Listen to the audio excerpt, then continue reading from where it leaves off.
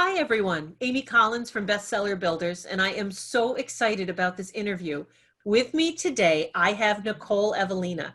Nicole is an author that I met in St. Louis a couple of years ago, and we ended up sitting next to each other at a Mexican restaurant and sharing nachos. And it was I have to tell you, I'm such a fangirl. She writes the kind of books that I read. I have been following her for some time. And she's one of the few authors that I actually track on all my social media accounts. And she has such an amazing, huge group of supportive fans online that this week I asked her to join me because I wanted to ask her some questions that hopefully will help you get your group of raving and rabid fans online going as well. So Nicole, thank you so much for joining me today. How are you? Oh, I'm great. Thank you for having me. And are you calling in from St. Louis? Where are you right now? Yes, I'm in St. Louis. Tell everyone a little bit about, I know you've got more than one thing going on in the writing community, but tell them a little bit about my Guinevere and tell them a little bit about what you've got going on. Sure. My first set of books is a trilogy on Guinevere. It actually tells her life story. The first book, Daughter of Destiny, tells her youth before she meets King Arthur and how she meets Morgan, and they hate each other way before there even are men that are involved. The second book, Camelot's Queen, tells the story of Guinevere as queen. It's the part of the Arthurian legend that you're more familiar with. So the Holy Grail, her affair with Lancelot, which has a completely different reason behind it in my stories than usual. Different things like that. The third book, Mistress of Legend, which just came out last year, is the final part of the story, and it tells the fall of Camelot and what happens to Guinevere after King Arthur dies. As we all pretty much know, that's part of the story. But her story doesn't end when he dies. Just like it didn't start with him, it doesn't end with him. She has a life in and of herself, and that was a very, very important thing to me because I felt like through past history, she has been tied to the men in her life rather than being a woman in and of herself. And I feel like in the 21st century, it's definitely time to give her her own due. So I actually wrote a nonfiction book along those lines called The Once and Future Queen. It actually traces the origin of the character of Guinevere and her evolution from her Celtic beginnings all the way through my own books. The theory behind the book is that she changes with society's views of women. So you can tell I'm a huge Guinevere fan. She was my Disney princess growing up. And there's a cat behind me. I love that. Yeah, they're my babies. And what is that cat's name? This is Caitlin. This is the little Caitlin. Girl. Now she's in my lap. I also have a book called Madam Presidentes. It is about Victoria Woodhull, the first woman to run for president in the U.S. in 1872, which is 48 years before women got the right to vote. She was amazing. Her family would have had their own reality show nowadays, and that was actually just optioned for TV and film, which I'm really, really excited about. Hopefully something will come out of that. And I also have one romance novel that it kind of sits right on the line between women's fiction and romance. And it is about a 35-year-old woman named Annabeth who believes in soulmates, and she's trying to find hers. So it's kind of what dating is like when you're over 30, because a lot of romance novels I found focus on the woman getting married before she turns 30. And to me, that's not realistic. So. Can you guys see why I'm such a fan of this woman? Oh my gosh. So Nicole, all of these books, they've been self-published. Have you been publishing them under your own imprint? Yes. How are they out there? Yeah, they're all self-published. They're available everywhere online. Amazon, Kobo, Barnes and Noble, Smashwords, iBooks, pretty much everywhere that you can think of. They're in libraries all over the country. They're in independent bookstores all over the country, especially here in St. Louis because that's where I have the most access to, but also up in Washington, D.C. They are in the Ripped Bodice in Los Angeles, which is the only bookstore in the country dedicated completely to romance. Even though not all of my books are romance, they have romantic elements. And I was actually an original funder of that bookstore. So I think Bea and Lee, the two women who run it, are absolutely fantastic. So yeah, I'm pretty much everywhere. Did you ever consider or put your ebooks into Kindle Select, or have you always been broadly distributed? I thought about it, but I feel like making my book available in as many formats as possible in as many places as possible is more fair to my fans, because there are people who don't like Amazon for various reasons, and I don't want to disassociate myself with those people or upset them. And I also feel like it's never wise to put all of your eggs in one basket, whether you're talking about the stock market or you're talking about, the way you distribute. And, I know people who have made a lot of money through Kindle Unlimited. And sometimes I wonder if, they made the right choice and I didn't. But well, they're not anymore. Yeah, not anymore. I'm afraid that those days are drawing to a close. Yeah, the market changes.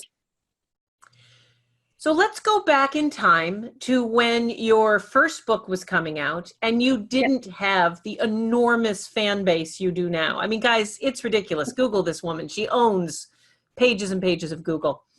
But when you got started and you were just a little baby author, just eking your way out, how did you start, if you don't mind me asking, how did you get from there to your first huge group of readers, to your first group of fans? Do you mind me asking, what were some of your early steps that you found successful to help draw and attract readers? Sure. I think one big thing that helped is I started blogging way before my books were done. I'm very lucky in that most of what I write is historical fiction, so I have a lot of research I can draw on for my blog. I unfortunately don't blog as much as I used to because I don't have as much time as I did at one point, but there's, maybe 1% of the research that you do for any type of book actually ends up in the book, because you don't want to bore your readers with all the details, the stuff you need to know, the stuff your character needs to know, but they don't. And for me, a blog is a great outlet for that. And to this day, my most trafficked pages on my website are some of those early posts that I wrote about Celtic life, whether it was the 12 types of Celtic marriage or the weaponry that the Celts would have used, the way they would cook, things like that. And that helped attract people to me who were interested in that type of stuff. Because if you're interested in what they used to call Dark Ages, now call early medieval history, you're going to be interested in my Arthurian legend because that's the time period where it's set. So I would definitely advise anybody who's got any kind of material that they can use to start blogging. I mean, that's really where you find people. I was also fortunate to be a part of a really active writing community on Twitter.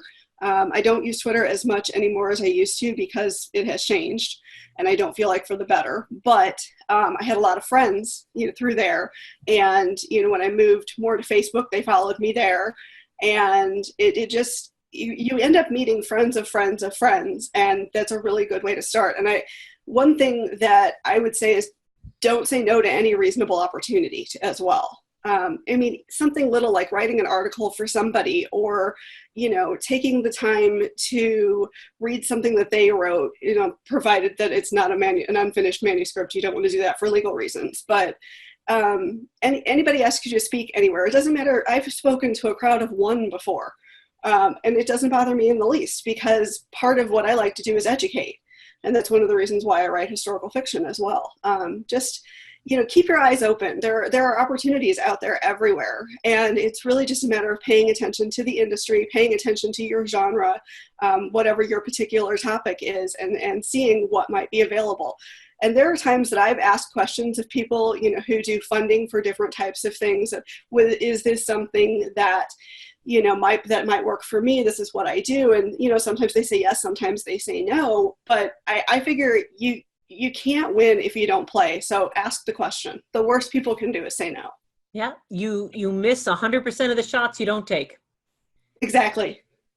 Now, besides being a book fan, I do follow you online, and you and I interact sometimes online. I know you sometimes see my stuff as well. What is your favorite social media platform at the moment? My favorite's always been Pinterest, of all things.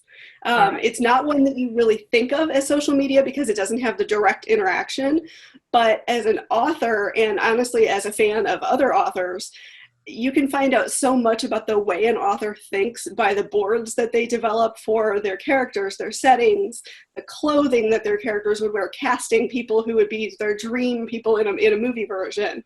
I always love when an author that I follow has a Pinterest board for a book, because I feel like it's almost like getting into their head and being able to see what they were imagining as they were writing the book. As far as more of an, go ahead. No, go ahead. As far as a more interactive form of social media, right now I'm bigger on Facebook than anything else, mainly because that's where a lot of my friends and readers are. And it gives me a way to be a person in addition to being just this author or this brand. You know, they can see who I am, you know, what I really feel. You know, they can see that what I say I stand for is what I stand for. You know, I try not to get too out there politically, but with, you know, my book, Madam Presidentess, having to do with women in politics and, you know, feminism and things like that, sometimes I need to, and that's a place to do it. That's fantastic. You mentioned on social media recently that you have a new book coming out in July, correct? No, I actually have an ad coming out in July. It's a big sale for one of my books. A big sale. Okay, so yeah. All right. So you've got this a big sale happening, and it was very intriguing that when your theory a few minutes ago you mentioned, you know, always ask. If you don't ask, you don't get. Thomas Cromwell used to say that back in the day. Don't ask, don't get. You went out online and you started asking people. You said, hey, folks, who's got a blog? Who's got a newsletter? Who can talk about my sale? You just asked. And you had a lot of people, including me, say, yeah, I'll tell people about your sale. I love your books. Yeah. Tell me a little bit about how you grow your fan base, your reader base, your community, your support system online. How did you grow that? Because it's ridiculously huge now. Thank you. And I'm so impressed, but you don't strike me as somebody who was out there buying up names or hiring companies to, you know, front load, you know, 10,000 people onto your Twitter. How did that, it looks very organic. How did you do that? It is. Yeah, for me, it's really a matter of doing what I enjoy online, and it is that interaction. So much of what I do, I mean, maybe there's a general saying that it's the 80-20 rule. 80% of what you do online should be, you know, who you are naturally and the things that you're interested in, and 20% should be selling your books. And I firmly believe that, because if you're always out there saying, buy my book, buy my book, buy my book, people are going to be like, oh my God, stop already. But the more you interact with people, you know, as a person, whether you're just, you know, laughing at a meme that they posted, or, you know, for me, there's a lot of stuff. I'm a child of the 80s. There's a lot of the nostalgia for that time period. And I'd be like, oh my gosh, I remember that. Or I still have my original caboodle. It's still full of makeup, you know, or whatever. It's really getting to know people. I mean, they're not all going to become your best friend, but, you know, remembering that it's somebody's birthday, or if somebody's pet passes away, you know, expressing that genuine sympathy, you know, that human connection, that's the stuff that, to me, that builds fans, not, you know, constantly, you know, shelling your book. Not that I'm, you know, really opposed to, you know, taking every opportunity that's out there, but it really does need to be, a friendship, you know, a virtual friendship. That's the best way I can think to put it. I mean, you mentioned buying lists, and that will never work. It may artificially inflate your numbers for 2 seconds, but people are going to unsubscribe because, first of all, they didn't ask for this. Secondly, you know, they're not interested. And you want to have, I would rather have a small, really loyal fan base than a huge bunch of people who don't really care. Yep. All right, I have one final question for you. You've been so generous with your time, and I really appreciate it. I want to talk about street teams. Yes. You have a very robust street team, and I talk to my authors about street teams on a regular basis. It is not something that everyone can develop. It's hard.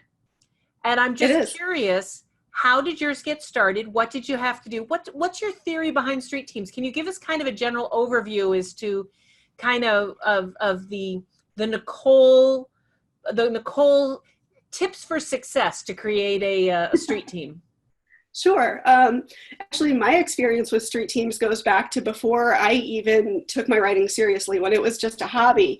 When I was in college, I was friends with a lot of local bands, and the musicians are really the ones, at least in my mind, who started street teams. They were the fans who would stand outside of clubs and hand out little flyers to people walking by who didn't really care, say, come see the show, this band is fabulous, and then when the internet got started, they were the ones who had the first websites for the bands and stuff like that.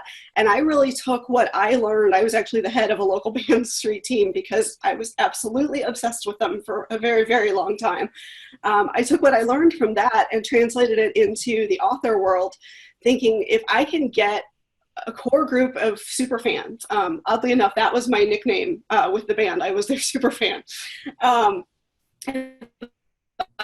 Get them together and harness them to talk about, my books when they're coming out or when I have a sale. If I can have them in a Facebook group, and a secret Facebook group, and reward them with content or early access to stuff that other people don't have, they might be willing to help me build my career. And it's been very, very successful for me.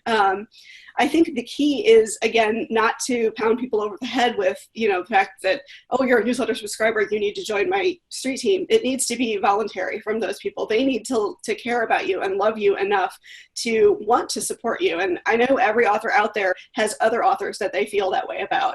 If they asked you, hey, here's an early copy of my book, would you be willing to read it and post a review on publication day, or, be willing to give it away on your blog, or share this graphic on social media, or whatever it happens to be, I would be absolutely thrilled. So to find people who would be willing to do that for me has been an absolute godsend.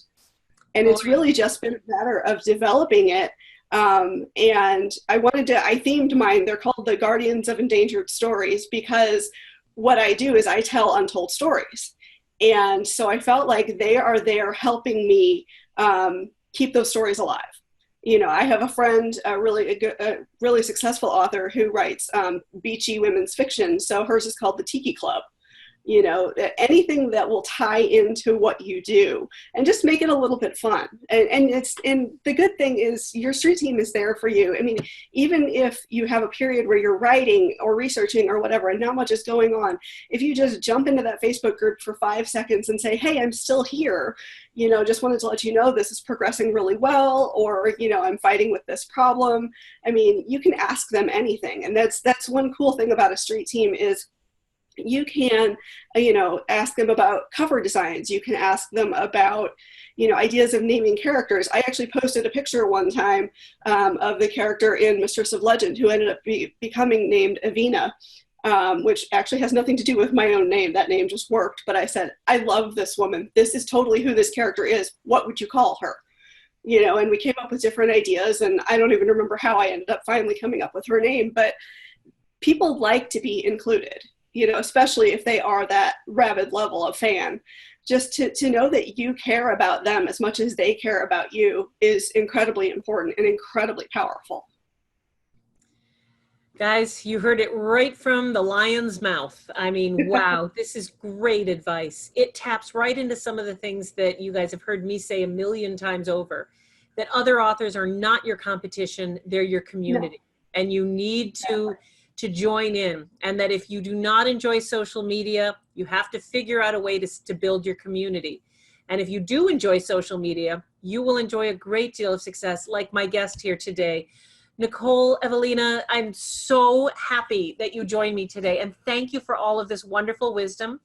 Bestseller Builders thanks you. I am a rabid super fan.